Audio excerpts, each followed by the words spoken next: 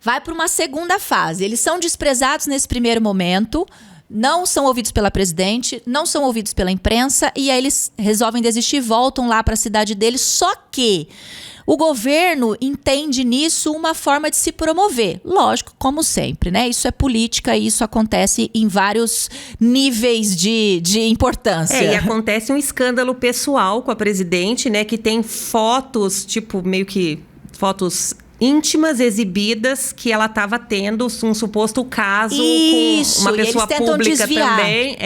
E aí isso afeta muito a popularidade dela. Ela começa a cair em pesquisas, né? Isso muito rapidamente, porque acontece o escândalo, ela começa a perder intenção de voto. E aí ela vê, né, nessa possibilidade aqui de salvar o planeta, uma coisa legal para ela bombar a campanha. Porque daí ela desvia a atenção. Quanto que a gente não viu isso sendo acontecer? Ó, durante a pandemia de Covid, aconteceu várias vezes, e demite ministro, e solta ministro, e não sei o que ministro, tudo para desviar dos escândalos políticos. Isso aconteceu várias vezes no contexto atual, nos governos passados isso também aconteceu. Então, assim, isso é muito comum. E quanto mais a gente tá babando no entretenimento, melhor para eles, tá, gente? Quanto mais desinformado formos, melhor para qualquer governo deste mundo.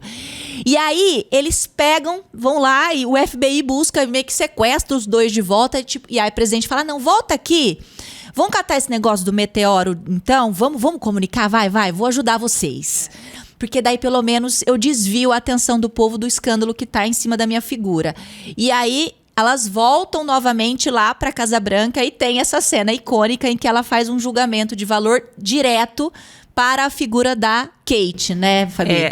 Aqui na tela a gente está mostrando, são closes que o filme vai dando, que são como se fosse a visão direta da presidente. Então, eles enquadram a presidente meio que um close no olho dela e cortam na sequência para onde ela estaria olhando. A gente entende isso em linguagem, né, de câmera, como se fosse a subjetiva da presidente. Então, para onde ela está olhando? Então, tem um close no rosto da Kate, mostrando o piercing, mostrando esse visual dela um pouco mais rebelde, vamos dizer assim, e um close na botina dela, que é um coturno todo ralado, todo destruído, que, como eu já falei várias vezes aqui, não tem nada a ver com o tipo de código que seria mais ideal para ela estar dentro ali de um salão oval junto com a presidente dos Estados Unidos. Então, a gente percebe aqui muito mais claramente essa crítica ao visual dela. E inclusive, ela fala, né, nessa cena que ela fala que, você vai ser boa, né, Kate? Você vai ser boa, porque com essa sua imagem você vai se conectar com os jovens rebeldes e pessoas com doenças mental. Então, sim, na hora, o enredo é perspicaz, gente, na hora de fazer. As críticas são extremamente ácidas e tem esse tom de exagero, mas assim, com um pano de fundo de realidade absurdo. Aí tudo bem, eles entram no acordo, então beleza, vamos comunicar, vamos fazer alguma coisa, vamos destruir esse meteoro para ele não acabar com a Terra. E aí eles acabam virando porta-vozes oficiais do governo, os cientistas. Então a presidente compra a briga, né, por intenções políticas, mas compra a briga, e eles vão a público como porta-vozes oficiais. E quando eles viram porta-vozes oficiais, olha a diferença, né, Fabi? Aqui são duas imagens que a gente está vendo. Uma delas, a Kate DiBiase, que está dando uma entrevista na TV, e aí ela está com uma imagem muito não, vamos dizer, um pouquinho mais refinada, que ela está com uma blusa um pouco mais arrumada. A gente percebe aqui que teve um pouco mais de cuidado com a imagem, ou seja, ela não está com aquela jaqueta de nylon que ela estava lá no observatório. E na outra cena é o evento onde a presidente faz um escarcéu, né? Leva fogos de artifício, banda marcial para comunicar esse plano dela de salvar o planeta. E a Kate tá com sobretudo um pouco mais arrumado, um pouco mais bonito, assim. Então, um casacão elegante, bonito, né? Elegante, uma bota de salto alto. Então, você percebe que ela... Coitada, né, gente? Ela acabou de ser chamada de uma pessoa que, sei lá, rotulada como uma pessoa que não tem a menor credibilidade, né? Que se conectaria e seria usada para se conectar com pessoas rebeldes e de doença mental. Ou seja, óbvio que isso é uma fala problemática da presidente, mas isso é usado num sentido de crítica, e aqui ela tentando se adequar um pouco, porque ela entendeu claramente que ela não estava conseguindo passar credibilidade no discurso dela. Então aqui a gente percebe que ela conseguiu dar uma certa, uma elevada na imagem dela para se adequar dentro desse código um pouco mais social, né, mais formal. Essa fase aqui é a fase em que eles comunicam oficialmente que vai ter o meteoro, avisam isso para a sociedade e comunicam o plano de contenção desse meteoro, que enfim, então vai lá, eles vão fazer a destruição desse meteoro ainda antes do meteoro se aproximar da Terra para que ele se fragmente e não atinja, não crie o impacto que criaria. E aí eles anunciam esse plano e tudo mais, e os cientistas comemoram, e que feliz, beleza, nós não vamos morrer. Que alegria e tudo mais, só que entra essa figura já existe. Então, para quem está no podcast, é a figura de um magnata da tecnologia, que a gente tem aí vários que são bem populares, né?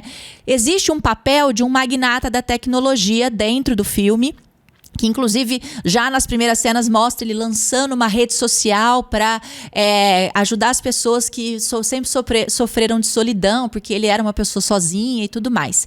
A construção desse personagem eu achei muito interessante também, e aqui nessa cena, logo depois que eles vão fazer o plano de contenção, é engraçado que eles lançam os foguetes lá para destruir o meteoro, o foguete volta para trás e ninguém entende o que aconteceu.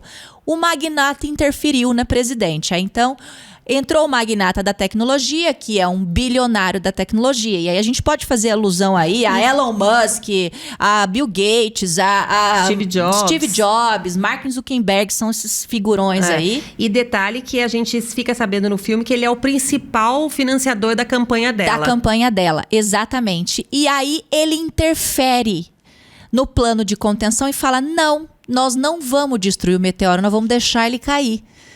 Porque ele quer explorar os minérios do meteoro. Porque eles fazem uma avaliação lá com os cientistas, ele fala, não vamos não, o meteoro ele tem trilhões em minérios de dólares, a gente vai querer catar isso para nós. Então nós vamos deixar ele cair. E aí no meio da ação, tá todo mundo reunido lá na Casa Branca, depois de comemorar que deu certo lançar os foguetes para destruir o meteoro, os foguetes voltam tudo para trás. Os foguetes começam a dar meia volta, né? A gente vê a cena, o foguete tá subindo, de repente os foguetes todos voltam para trás. E aí ele anuncia que a presidente, não, gente, ó, tá aqui o fulano, ele vai, eu esqueci o nome do personagem, ele vai, tem um plano maravilhoso para avisar pra gente que vai acontecer. E aí ele explica que não, que eles têm um plano para fragmentar o meteoro e o meteoro cair em pequenos pedaços, e eles, da Best, né, que é a empresa do magnata, vão recolher esses pedaços, e aí eles lançam uma campanha de que vai gerar emprego e que vai gerar não sei quantos trilhões em minérios e lá. E ele vai fazer esse comunicado para todo mundo que estava participando do plano de contenção. E essa cena me chamou muita atenção, primeiro a construção do cara. Então, gente, ó, pra quem não assistiu o filme, esse é um personagem, eles constroem esse magnata como um cara que fala muito baixo. Esse ator não tem cabelo branco, então eles pintaram o cabelo branco, ele fala bem devagarinho, com uma linguagem corporal bem lenta. Então aquela imagem, aquela roupa toda cinza, tudo muito, sabe, assim, sóbrio, e ele fala, e ele não faz contato visual com as pessoas. Nesse comunicado especificamente, nessa cena, tem um monte de gente assistindo ele falar que não vão mais destruir o meteoro, que vão deixar o meteoro cair. E ele não faz contato visual com o público. Ele não faz. E isso é uma característica de psicopatas. Não fazer contato visual, não conseguir olhar nos olhos. Os psicopatas têm essa característica muito marcada. E aí eu tenho certeza que o diretor pensou nisso, porque ele constrói a imagem. O cara, ele fala, ele quase flutua. Ele fala como parece Deus. Então é uma comunicação de Deus que não faz contato visual, então faz essa alusão de o cara acha que é um Deus, mas é um megalomaníaco, né, aquela imagem do Deus megalomaníaco e que, na verdade, é um psicopata, porque é isso, ele tá financiando a morte da humanidade. Então, essa crítica é sensacional, então é por isso que eu quis pensar essa parte desse discurso desse personagem aqui no filme. Aí, beleza, gente, aí dá tudo errado, daí, enfim... O governo entra na história da exploração do minério e o Dr. Mindy, ele cai. Ele surfa a onda da fama dele. E aí há uma readequação aqui também dos papéis, né, Fabi? Exatamente. Nesse momento, a Kate... que, né, foi a cientista que descobriu a história por conta de todos aqueles problemas que a gente já elencou aqui, ela acaba sendo deixada de lado. Ela também é um pouco mais radical no posicionamento. Ela abandona tudo e volta para a cidade dela, fala, não quero fazer parte disso. O doutor tá um pouco mais encantado com a fama, ele acaba se deixando levar, né, como você falou, surfando um pouco mais nessa onda. E aí ele continua nesse projeto, que faz parte dessa loucura aqui de explorar o meteoro. Explorar de uma maneira monetizar né, o meteoro. E aí ele tem essa adequação de imagem que a gente vê nas fotos aqui. Então, em uma das fotos ele tá com o cabelo bem penteado já, porque ele sempre parecia com o cabelo meio desgrenhado, meio atrapalhado. Ele tá de terno e gravata, né, em uma das fotos. Na outra foto, na verdade, é um comercial que ele faz. Ele faz uma propaganda pra Bech. Ele vira porta-voz da Bech do governo. Que é a empresa de tecnologia. De tecnologia do personagem que você acabou de citar. E ele tá com um visual que... Agora, você falando, até remete um pouco o visual do próprio dono, que é um visual muito limpo, né? O cabelo todo arrumado, a barba já bem feita, um terno, uma gola alta. Então, ele também está passando essa imagem, que é essa imagem de muita calma, muito equilíbrio. Então, esse comercial que ele faz, ele está justamente falando, se você tiver qualquer dúvida, ligue pra gente, nós vamos atender, nós vamos te acalmar, te esclarecer. Porque imagine, né, gente? As pessoas achando que vai vir um meteoro, bater aqui, destruir... Tá todo mundo enlouquecido, né?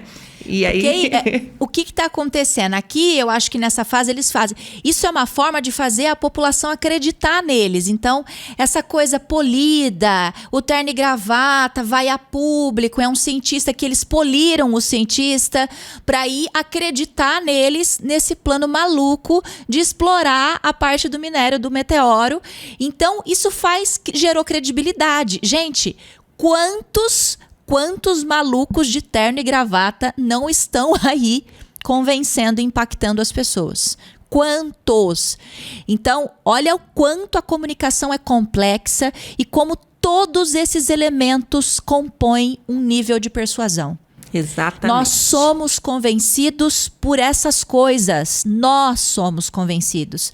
Então, o filme ele é sensacional porque ele faz essas críticas por conta disso. A construção imagética e de todos os pontos da comunicação para mim, assim, é o principal. É que, assim, eu sou entusiasta do negócio, eu só consegui ver isso no filme, né? Lógico.